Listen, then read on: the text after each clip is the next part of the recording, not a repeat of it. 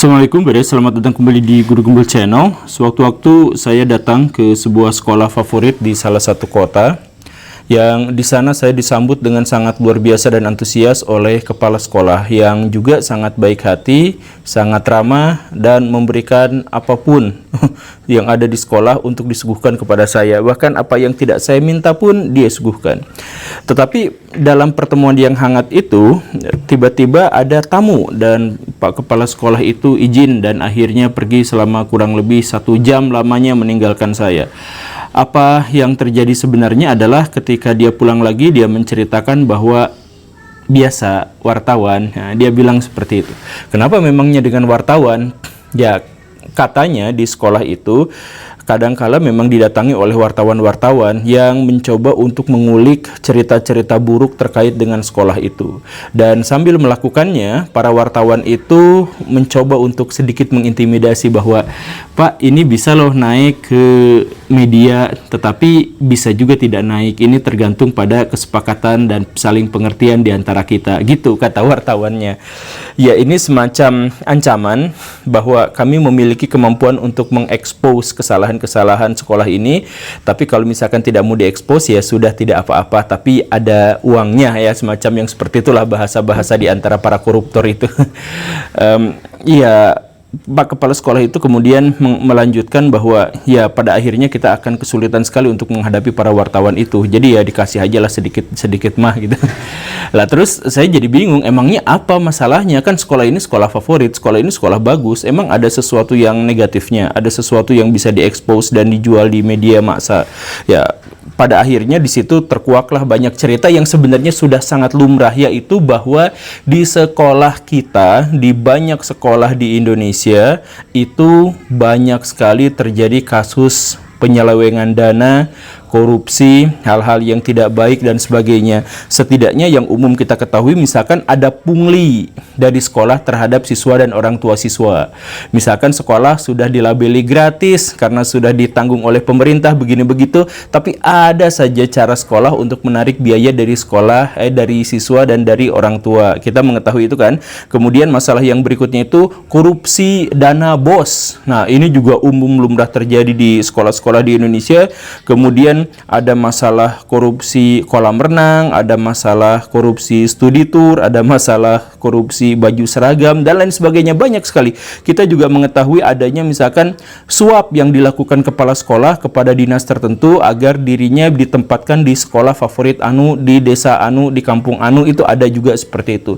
Kenapa kepala sekolah sampai harus menyuap untuk bisa jadi kepala sekolah di satu sekolah tertentu? Ya karena kalau misalkan sudah ada di sekolah tertentu, misalkan ya dia bisa mengembalikan dana dengan sangat-sangat cepat gitu. Misalkan kalau dia ditempatkan di sekolah favorit, maka akan ada banyak sekali orang tua murid yang rela membayar puluhan juta rupiah hanya agar anaknya itu bisa masuk ke sekolah favorit itu tanpa jalur yang resmi, dan akhirnya kepala sekolah itu bisa sampai dapat miliaran rupiah dari situ. Nah, banyak sekali penyelewengan itu, makanya banyak sekolah yang didatangi oleh wartawan, dan wartawannya juga sebenarnya nggak ingin buat berita yang semacam itu. Mereka hanya ingin mengancam untuk kelangsungan kehidupan mereka. Nafkah haram lah begitu. Nah, ya saya tentu saja harus mengatakan bahwa tidak semua sekolah seperti itu, tetapi itu sudah menjadi fenomena umum, sudah diketahui bersama, dan saya pikir juga kepala dinas juga sudah mengetahui hal ini, walaupun tidak bisa mengajukan buktinya misalkan seperti itu ya. Nah, tapi akhir-akhir ini ada sebuah kontroversi yang lebih besar, di mana korupsi itu, penyogokan dan penyelewengan dana itu justru memakan korban jiwa bagi anak-anak di sekolah, yaitu apa? Korupsi studi tour. Dan di episode ini kita akan sama-sama buka sedikit apa yang terjadi di sana. Saya bukan wartawan. Yuk kita mulai.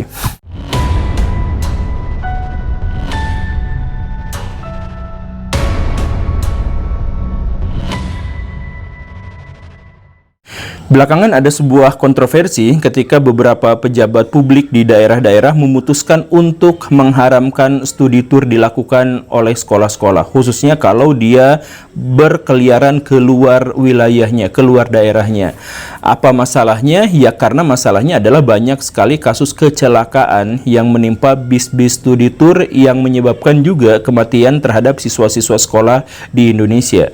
Kontroversi muncul karena beberapa pihak menyayangkan dengan pengharaman itu, mereka mengira bahwa ya kan yang salah itu adalah kecelakaannya. Kecelakaannya terjadi di mana-mana dan tidak hanya menimpa studi tour anak-anak. Kenapa yang hanya diharamkannya itu adalah yang studi tour aja? Kenapa tidak dicari biang masalahnya saja? Ini kan penyederhanaan yang keterlaluan, seperti kita itu membakar sebuah gudang hanya untuk membunuh seekor tikus. Banyak yang mengajukan pendapat yang seperti itu. Tetapi sebenarnya masalahnya memang tidak sesederhana itu, karena ini menyangkut masalah yang lebih besar lagi. Saya mencoba untuk mengakses data kecelakaan studi tour di Indonesia dari tahun 2010 sampai tahun 2023. Dan yang mengejutkannya adalah, ini mengagetkan saya, bahwa saya gagal untuk menemukan itu. Saya gagal menemukan data itu. Ya, di Google dicari-cari tidak ada. Saya mungkin harus datang ke kepolisian, tetapi saya juga tidak tahu apakah mereka memberikan akses terhadap data itu atau tidak gitu. Bahkan lembaga-lembaga terkait dengan hal ini yang sejauh yang saya ketahui tidak mengetahui data secara spesifik kalau kecelakaan yang dimaksud itu adalah kecelakaan bus sekolah, bus studi tour gitu. Nah, tetapi setidaknya di bulan Mei ada sesuatu yang mengerikan di Indonesia, di mana terjadi 4 kali kecelakaan studi tour anak-anak sekolah. Yang pertama itu di Subang, korban meninggalnya sampai 11 orang. Penyebabnya adalah busnya tidak layak jalan. Dalam hal ini adalah remnya bermasalah. Kemudian yang kedua ada di Malang, 2 orang tewas. Penyebab kecelakaan ini adalah supirnya mengantuk, kelelahan. Kemudian yang ketiga terjadi di Lampung. Yang meninggal alhamdulillahnya tidak ada, tetapi yang luka berat cukup banyak, dan penyebab dari kecelakaan itu adalah bus yang tidak layak jalan. Dan kemudian di Oku, Sumatera Selatan, korban yang meninggalnya itu 2 orang, dan kecelakaan ini juga disebabkan oleh bus yang tidak layak jalan. Nah, walaupun saya tidak memiliki data secara keseluruhan, tetapi dari data ini saja kita bisa mengetahui bahwa masalah penyebab kecelakaan studi tour di Indonesia itu adalah 2 hal. Satu, sopirnya kelelahan atau ngantuk atau ngelenyap, kemudian yang lain adalah kelayakan bis. Dan ini juga kemudian senada dengan pengakuan dari Kepala KNKT di Indonesia yang menyebutkan bahwa 80% dari total kecelakaan yang melibatkan bus pariwisata yang mengangkut anak-anak sekolah untuk studi tour itu adalah masalah remblong, dalam kurung itu adalah masalah mesin yang bermasalah, dan kemudian gara-gara sopirnya yang mengantuk. Nah, dari sini masalahnya apa? Dari sini akhirnya ketahuan bahwa ini adalah sesuatu yang jauh lebih kompleks. Misalkan, kenapa sopirnya mengantuk? Ternyata diketahui bahwa sopir-sopir di Indonesia, khususnya untuk travel itu, dipaksa begadang, dipaksa kerja lembur, dipaksa melek terus-terusan selama berjam-jam. Kemudian soal kualitas bus, diketahui juga bahwa hanya 45% bis pariwisata saja yang sebenarnya layak jalan. Sisanya punya masalah, baik masalah administratif maupun masalah teknis, masalah permesinan dan sebagainya. Bayangkan, hanya 40% saja, 45% saja yang layak jalan. Artinya dalam hal ini, kalau Baraya punya anak, kemudian anak itu diantarkan untuk ikut studi tour dan sebagainya, maka 55% kemungkinannya adalah bus yang ditunggangi oleh anak-anak Baraya untuk studi tour itu adalah bus yang tidak layak jalan. Sebegitu parahnya di Indonesia. Nah, sekarang kembali lagi, masalahnya kenapa dari data-data itu? Masalahnya sebenarnya adalah kenapa sopir-sopir mengantuk dan kenapa bis-bis tidak layak jalan? Karena korupsi dan permainan dana oleh pihak sekolah dan penyelenggara atau perusahaan travel. Ini masalahnya.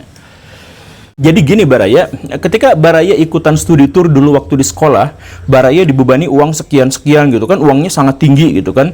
Misalkan, ya kalau misalkan sekarang bisa sampai 2 juta, bisa sampai 1.500.000 dan sebagainya gitu ya. Nah, sebenarnya uang itu tidak sepenuhnya masuk ke perusahaan-perusahaan travel. Tapi ketika berusaha masuk ke perusahaan travel itu sama pihak sekolah itu disaring dulu. Nggak semua sekolah, tapi banyak sekolah yang menyaring dulu. Jadi pihak sekolah datang ke travel, Pak kita mau kunjungan ke sini-kesini, tolong diatur ya segini-segini, tapi budget kita adanya segini.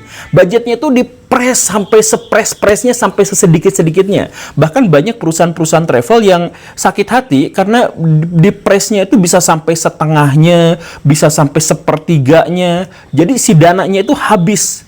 Biar apa? Apakah biar siswanya menanggung biaya yang murah? Tidak, siswanya tetap bayar biaya yang mahal gitu. Nah, itu dipres habis-habisan biar apa? Biar kepala sekolah dapat untung. Kepala sekolah itu bisa dapat untung bisa sampai 50 juta. Kemudian nanti Wakasek dikasih 40 juta, 30 juta. Kemudian guru-guru itu sudah dikasih perjalanan gratis, dikasih juga pesangon 1 juta masing-masing. Itu ada kondisi yang seperti itu dan banyak di Indonesia. Jadi setelah dipres habis-habisan, nah si pihak travel kan namanya juga bisnis gitu. Ya daripada nggak dapat pelanggan sama sekali, biarilah dapat yang seperti ini. Tapi untuk mendapatkan kompensasi dari dana yang hilang itu, maka perusahaan travel terpaksa. Nah misalkan gini ya, sopir bus yang harusnya bepergian selama sekian jam itu ada sopir cadangannya, itu sopirnya cuma satu aja, gak ada sopir cadangannya. Kenapa? Ya karena biayanya ditekan, dipres. Kemudian bis-bis yang masih di bengkel, bis yang apa, itu terpaksa dipekerjakan lagi. Karena apa? Karena ongkosnya dipres gitu. Jadi ada dari, ya tentu saja ada masalah juga dari bus travel yang kayak gitu, ada masalah. Tapi dalam konteks ini, banyak sekolah-sekolah yang ngepres harganya, bahkan ketika mereka tahu itu akan mengancam keselamatan anak-anaknya, tapi ya demi bisa menikmati uang bonus, bisa menikmati apa dan sebagainya itu, maka mereka minta kepada perusahaan travel itu, saya bakal bayar sekecil-kecilnya segini aja, tapi tolong antarkan saya pulang pergi dan anak-anak saya pulang pergi dari satu tempat ke tempat yang lain. Begitu ceritanya. Jadi ini sebenarnya mental korupsi itu bukan hanya ada di DPR, bukan hanya ada di kepolisian, bukan hanya ada, bahkan di lembaga pendidikan yang katanya mencetak generasi di masa depan pun itu korupsinya banyak sekali. Bahkan banyak sebenarnya kepala sekolah yang bisnis travel gitu. Jadi studi tour itu diwajibkan hanya untuk bisa mendapatkan keuntungan lebih. Karena itu adalah perusahaan dari si kepala sekolah itu banyak fenomena seperti itu di Indonesia. Makanya terjadi banyak kecelakaan. Kecelakaan itu disebabkan karena apa? Karena sopirnya ngantuk. Ya iya ngantuk, nggak ada sopir cadangan. Bayangin pergi sekian jam nggak ada sopir cadangan. Atau misalkan remnya blong, ya iya baru masuk bengkel langsung disuruh lagi berangkat gitu. Karena apa? Karena sekolah menekan budget serendah-rendahnya. Lagi-lagi harus ditekankan bahwa ini bukan untuk menolong para siswa mendapatkan bis yang murah, bukan. Tapi sekolah tetap menarik uang dari siswa itu besar, tapi biar sekolahnya dapat ini itu. Gitu ceritanya. Aduh kacau sekali kan di Indonesia tuh. Nah ini kan akhirnya menghasilkan perdebatan yang tadi itu. Makanya banyak pejabat daerah yang sampai udahlah cut dulu, haram dulu aja studi tour gitu. Bukan karena mereka mengharamkan studi tour, tapi ketika diselidiki ada banyak bisnis kotor yang terjadi di dalamnya. Dan lagi pula kalau misalkan kita berbicara tentang sesuatu yang lebih esensial, misalkan, emang studi tour itu apa faedahnya? Kan studi tour itu lebih banyak ke bisnisnya daripada ke faedahnya. Apa buktinya? Coba buktinya gini lah Baraya. Baraya pernah nggak ikut studi tour, kemudian ada beberapa teman Baraya atau bahkan Baraya sendiri yang tidak ikut. Hasil dari tidak ikutnya itu apa? Baraya tetap harus bayar setengahnya gitu ya, setengahnya atau apa katanya uang ganti makalah apa segala rupa gitu kan. Nah setelah Baraya bayar setengahnya, katakanlah Baraya nggak ikut kemana-mana dan sebagainya, pas dikasih tugasnya itu juga sangat-sangat memberatkan.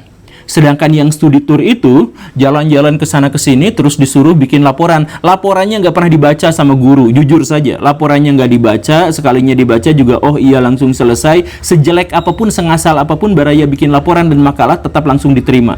Ya kan? Jadi edukasinya di mana? Ya nggak ada. Itu mah hanya sekedar formalitas saja. Biar kelihatan ada studinya, biar kelihatan ada belajarnya, maka disuruh bikin makalah. Padahal makalahnya itu mau sengaco apapun, mau copas dari Google apa segala rupa juga, ya tetap saja diterima. Karena yang paling penting bukan pendidikannya. Yang paling penting itu adalah uang bagi kepala sekolah, Wakasek, dan guru-gurunya itu. Agar guru-gurunya itu bisa keliling dan seterusnya.